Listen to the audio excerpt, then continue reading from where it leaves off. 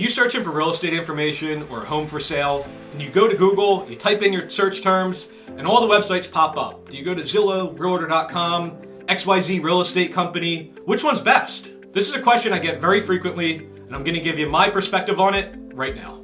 I'm Adam D with the Local Connect and Keller Williams. Before I jump into this, if you could please subscribe to my channel, that way I can help you with more real estate tips and tricks in the future. In my 12 plus years of experience in real estate, I get this question so frequently, and over the past 12 years, the answer really hasn't changed surprisingly. Some people prefer Zillow or Realtor.com or my website or his website or her website, whatever it may be, but there's some truths behind them that I want to make sure you know so that you can find the best website for you or the best app for you. I'll start with the big ones and the most popular ones in our area, Realtor.com, Zillow, which also owns Trulia. We call these third-party syndicate websites.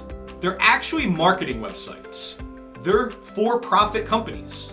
The way they make money is by the amount of time that you spend on their website and the advertising dollars that they generate. In addition to that, they collect your information and they sell it to many different people. None of those things actually help you.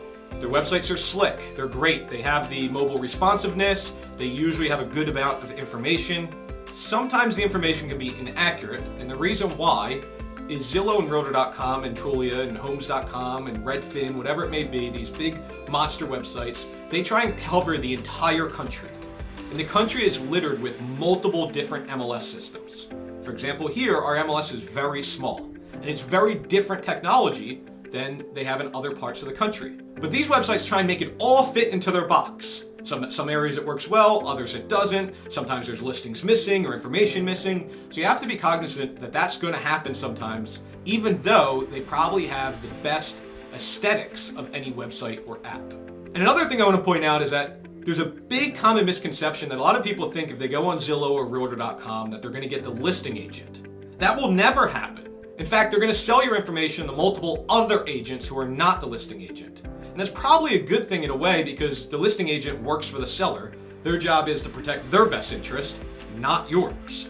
So it's really important to understand that. And these big websites, lastly, sometimes they provide some information that's just a pure guesstimate.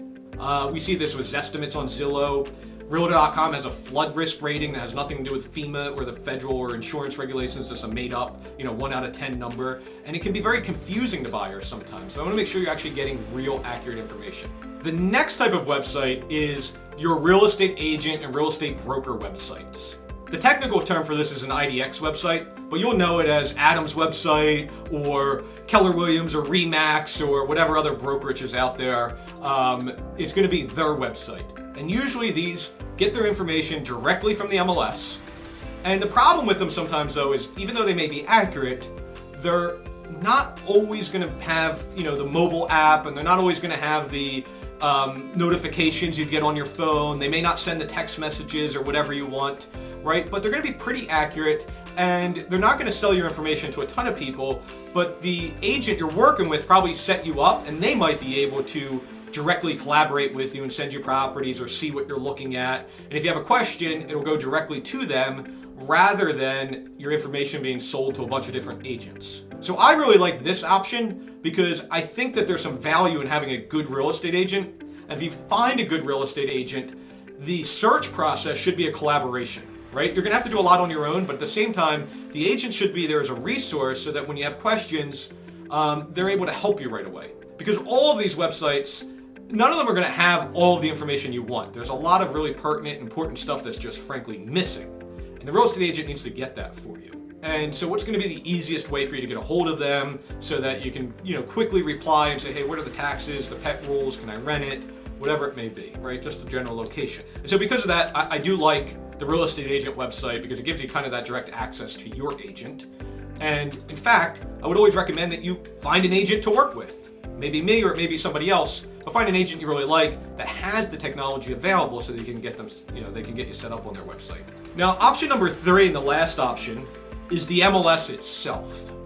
And the MLS, we can get you set up on that directly for searches. But aesthetically, this is going to be the worst option in the sense that it's not mobile responsive. You're barely going to be able to read it on your phone. They don't have a mobile app. They don't send text messages. And you really have to use it on a laptop or a computer. It's the only way that you can make sense of it. And a lot of times the email deliverability when a listing comes available is really poor. I mean, it's either going to end up in your spam folder or you're not going to get it at all. But the information that's contained in that email is going to be the most accurate of the three.